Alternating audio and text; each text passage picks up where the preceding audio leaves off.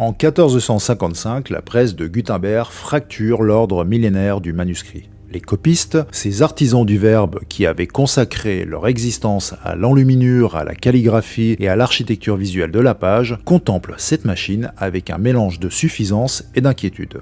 Une curiosité qui n'intéresse que les riches, pensent-ils alors. Un gadget qui ne saurait remplacer la noblesse du geste, la sophistication de leur art. Mais ils ne comprennent pas encore que ce qui se joue n'est pas une évolution technique, c'est un basculement civilisationnel.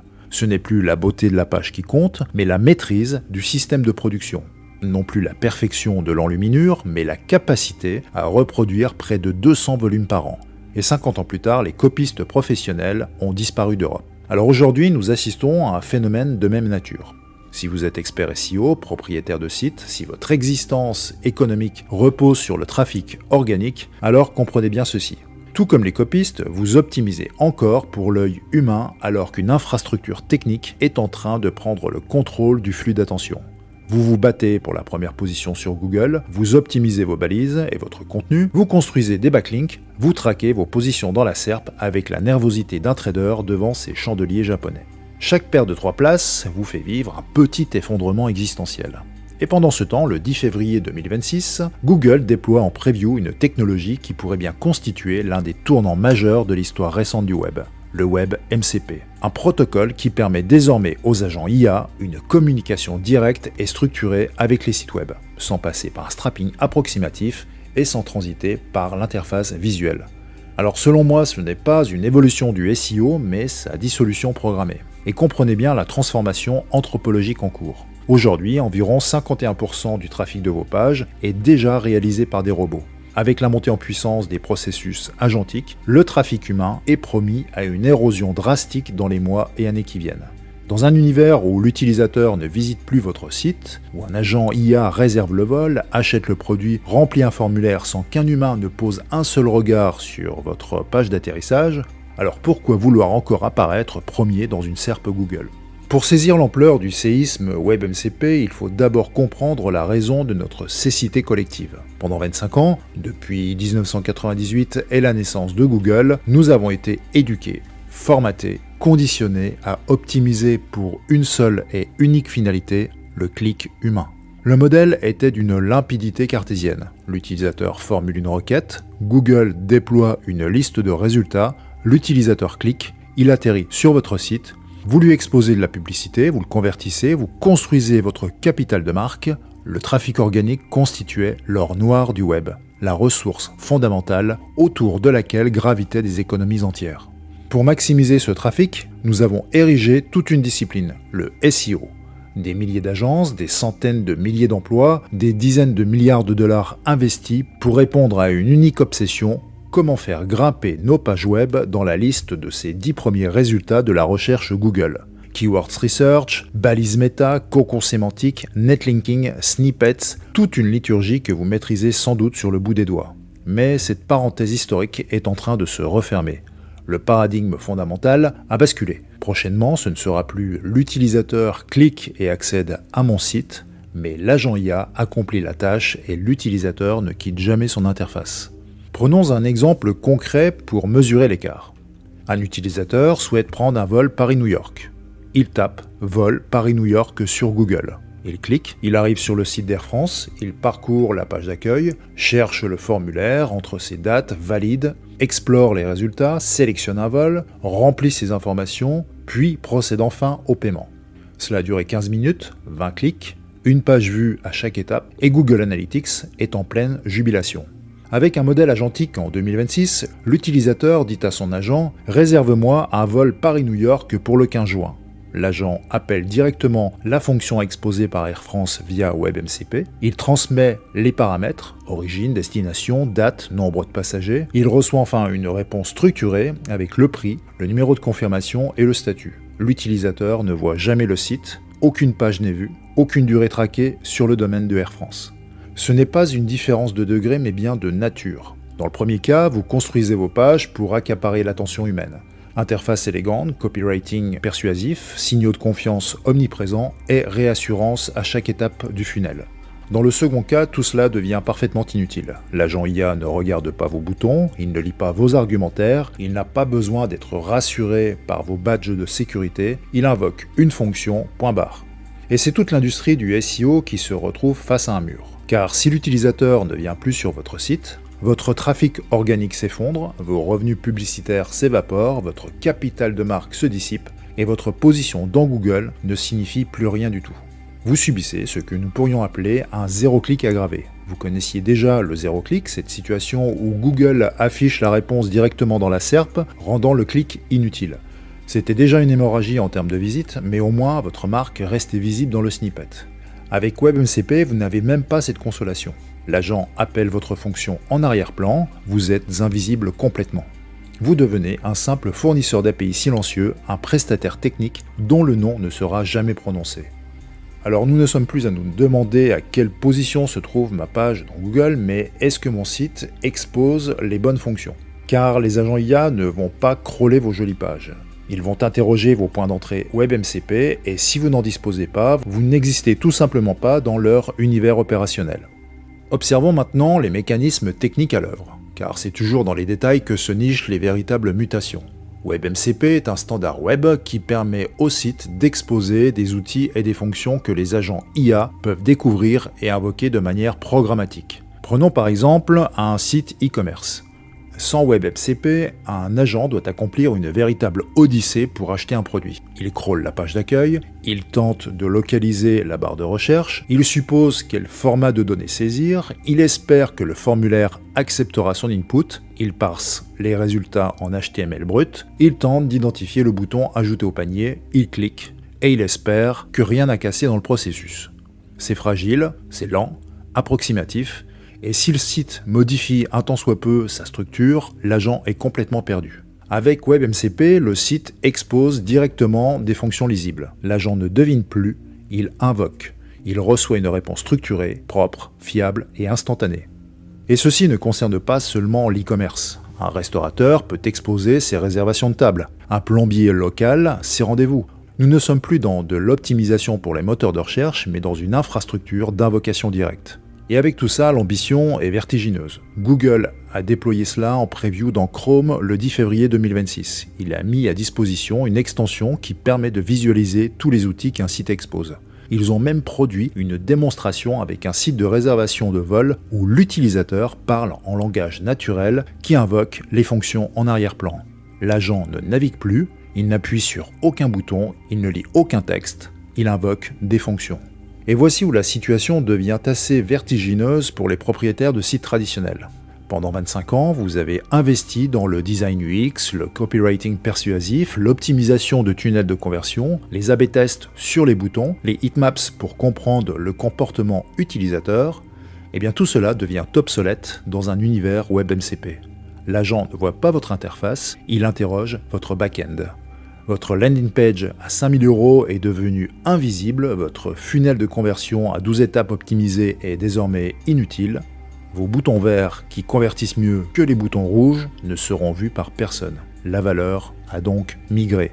Ce qui compte maintenant, ce n'est plus d'avoir la plus belle vitrine, mais la meilleure API, la plus rapide, la plus fiable et la mieux documentée. Alors, qu'est-ce que cela signifie concrètement pour vous? Si vous êtes expert SEO, préparez-vous à une mutation anthropologique de votre métier. Le SEO traditionnel entre en phase terminale. Alors, je ne prétends pas que le SEO disparaîtra demain, car Google continuera d'exister et les gens continueront de formuler des requêtes. Mais certainement beaucoup moins. Et la nature même du travail va muter brutalement. Vous ne faites plus du SEO, vous faites de l'IO ou autre GEO, donc en gros de l'optimisation pour des agents d'intelligence artificielle. Le premier basculement tiendra dans le fait que l'objectif ne sera plus le clic, mais la citation ou l'invocation. Auparavant, vous vouliez que l'utilisateur clique sur votre lien. Désormais, vous voulez que l'agent IA cite votre site comme source ou invoque vos fonctions. Le ranking dans la SERP devient alors secondaire. Ce qui importe, c'est que l'agent vous connaisse, qu'il vous fasse confiance, qu'il sache quelle fonction invoquer chez vous pour accomplir telle ou telle tâche.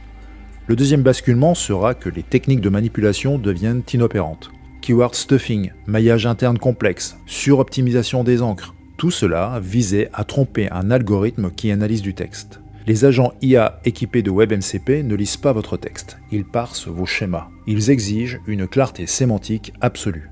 Un prix doit être identifié comme un prix, une date comme une date, une spécification technique comme une spécification technique. Pas d'ambiguïté, pas de jeu, juste de la structure pure. Le troisième basculement vous oblige à acquérir des compétences de développeur autant que de marketeur. Exposer des outils WebMCP n'est pas une question de plugin WordPress, c'est du développement back-end, il faut créer des API, définir des schémas, gérer l'authentification, la validation des inputs et bien sûr les permissions. Le SEO de demain requiert 50% de technique et 50% de stratégie. Si vous ne maîtrisez pas le code, vous allez vous heurter à un problème existentiel. Maintenant, si vous êtes propriétaire de site, voilà le scénario qui vous attend. D'abord, le scénario catastrophe se matérialisera par une hémorragie de trafic. Imaginez que vous opérez un site de comparaison de vol. Votre modèle économique est simple. Les utilisateurs viennent sur votre site, comparent les prix, cliquent sur l'offre et vous touchez une commission. Demain, l'utilisateur demande à son agent « Trouve-moi le vol le moins cher Paris-Tokyo pour le 20 août » et l'agent invoquera directement les outils WebMCP de chaque compagnie aérienne, les comparera, puis il achètera. Votre site n'existe plus dans cette transaction.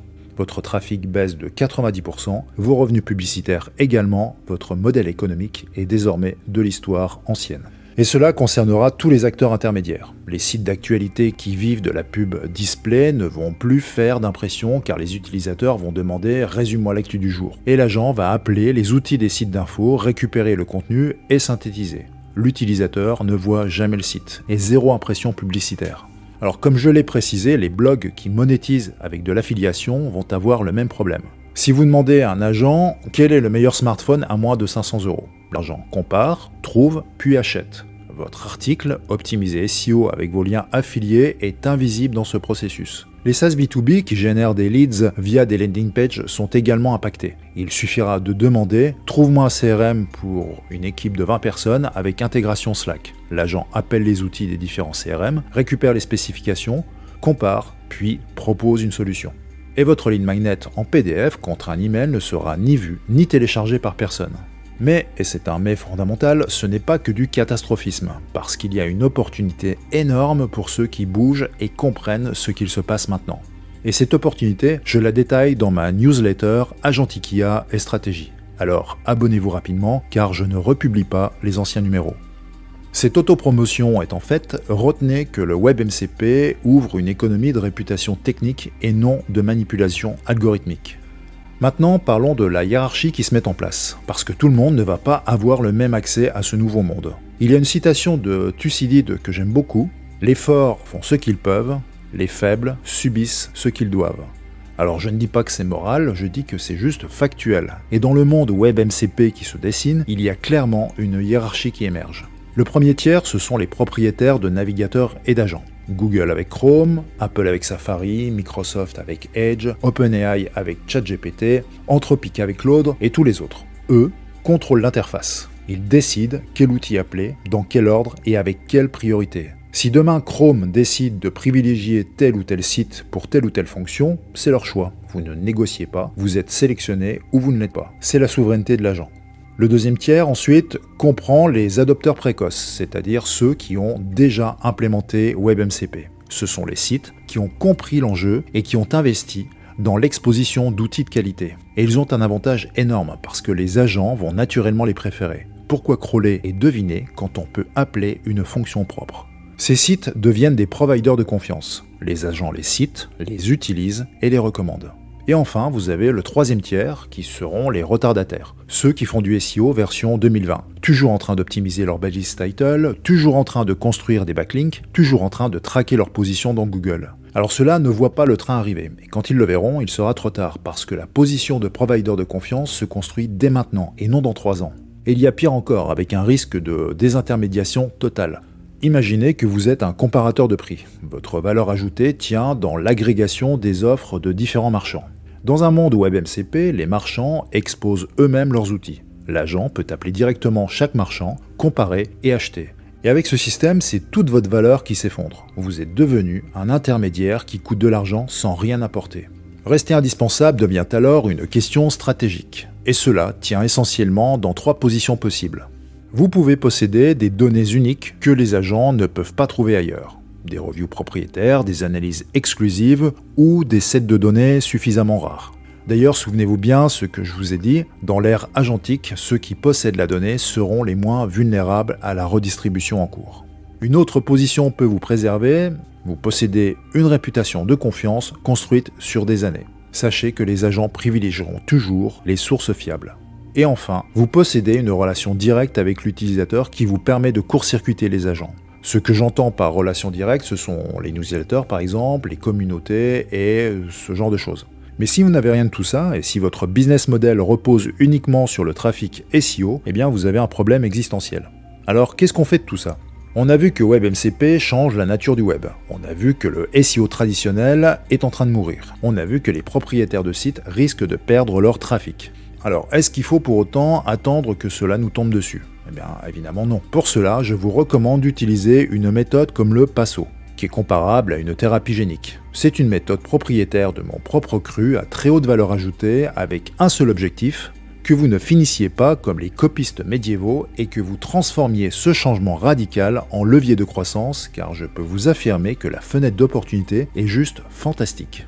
Donc si vous voulez faire partie du deuxième tiers et reprendre le contrôle stratégique de vos sites, répondez simplement PASSO en commentaire et je vous enverrai un lien d'échange en direct avec moi. Je vous dirai en privé si votre site web peut bénéficier de cette méthode. Et une dernière chose, et c'est peut-être la plus importante, ne combattez pas cette tendance. N'essayez pas de bloquer les agents IA avec des robots textés par exemple. N'essayez pas de rendre votre site hostile aux crawlers. Cela reviendrait à bloquer Googlebot en 2003 parce que vous aviez peur de perdre le contrôle. Et rappelez-vous, ceux qui ont fait ça ont littéralement disparu. Les gagnants de la révolution WebMCP ne seront pas ceux qui résistent, ce seront ceux qui adoptent, qui s'adaptent et qui construisent. WebMCP n'est pas un ennemi, c'est une infrastructure et comme toute infrastructure, elle favorise ceux qui la maîtrisent. Alors pour conclure, je dirais que nous sortons de l'ère de l'interface visuelle pour entrer dans l'ère de l'interface fonctionnelle. Pendant 25 ans, nous avons construit le web pour retenir l'attention humaine. Couleurs, typographie, animation et design UX. Tout cela était parfait pour un monde où les humains naviguaient. Mais les humains ne naviguent plus. Ils délèguent de plus en plus. Ils demandent à des agents d'accomplir le travail à leur place. Et ces agents n'ont pas Dieu. Et à la place, ils ont des parseurs de structures de données. Alors bien sûr, c'est une douche froide pour les agences de design et les experts en conversion, mais c'est une opportunité considérable pour ceux qui comprennent que le web devient un réseau d'API invocables. Et finalement, 600 ans plus tard, rien n'a vraiment changé. Les copistes médiévaux pensaient que leur valeur résidait dans la beauté de leur calligraphie, et l'histoire nous a montré qu'ils se trompaient. La valeur résidait dans le contrôle du système de production de l'information. Gutenberg l'a compris, il a construit une machine et il a gagné. Aujourd'hui, si vous pensez que votre valeur réside dans votre position Google, dans votre design ou dans votre copywriting, eh bien je suis au regret de vous dire que vous vous trompez. La valeur réside dans votre capacité à exposer des fonctions fiables que les agents peuvent invoquer. Google, Anthropic, OpenAI l'ont compris. Ils construisent les machines et ils sont en train de gagner du terrain. Si vous ne deviez retenir qu'une seule question de cet opus, alors ce serait celle-ci. Allez-vous être le détenteur de l'infrastructure qui fournit de la donnée aux agents ou allez-vous être le spectateur passif qui attend qu'on daigne lui envoyer du trafic ? Car dans un univers où l'accès direct vaut plus que la visibilité indirecte, ceux qui contrôlent les tuyaux et les données seront les grands gagnants. Alors si vous souhaitez un échange en direct avec moi sur ce sujet, le lien est disponible en description.